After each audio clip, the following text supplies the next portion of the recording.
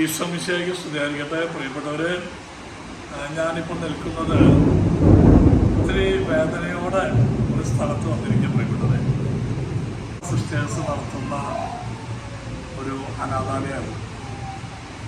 ഞാൻ കുഞ്ഞുങ്ങളെ കാണിക്കുന്നില്ല, അത് തെറ്റല്ല. ഞാൻ കുട്ടികളെ കാണിക്കുന്നില്ല. 6 മാസമായത്,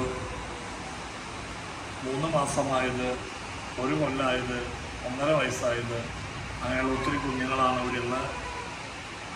അവരുടെ കിടക്കാനുള്ള സ്ഥലങ്ങളായി കാണുന്നത്.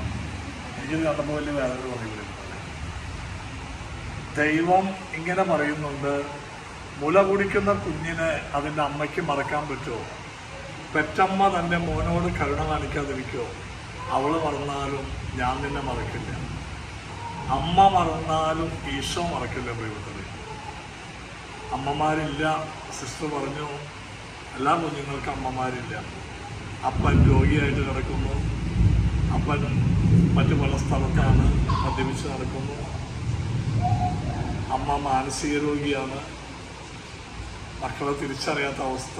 അങ്ങനെയൊക്കെയുള്ള കുഞ്ഞുങ്ങളൊക്കെ ഇവിടെ ഉണ്ട്. ഞാൻ അവരുടെ ആ കിടക്കുന്ന സ്ഥലം കണ്ടപ്പോൾ എനിക്ക് സങ്കടം തോന്നി. ദൈവമേ, കർത്താവ് എത്രയോ വലിയവനാണ്. കുറേ കുട്ടികളുണ്ട് ഇവിടെ, ഞാൻ കുഞ്ഞുങ്ങളെ കാണിക്കുന്നില്ല. നിങ്ങൾ പ്രാർത്ഥിക്കണം പ്രിയപ്പെട്ടവരെ.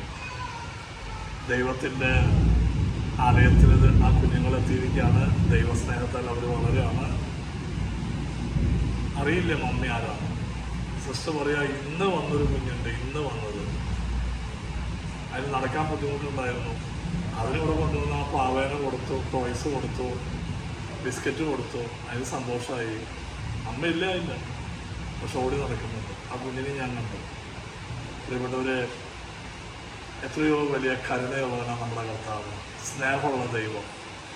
സുരക്ഷിത സ്ഥാനത്ത് ആ കുഞ്ഞുങ്ങളെ ദൈവം എത്തിച്ചിരിക്കുക. ഞാൻ നിങ്ങൾക്ക് അവരുടെ കിടക്കുന്ന സ്ഥലങ്ങളൊന്ന് കാണിച്ചു തരാം കുട്ടികളുടെ. അതിനുവേണ്ടി ഞാൻ ഈ വീഡിയോ ചെയ്യുന്നത്. പ്രിയപ്പെട്ടവരെ,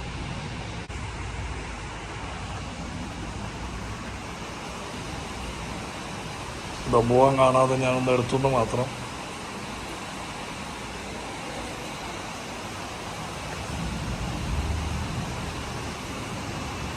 അമ്മയുടെ മാറിലൊട്ടിച്ചേർന്ന് കിടക്കേണ്ട കുഞ്ഞുങ്ങൾ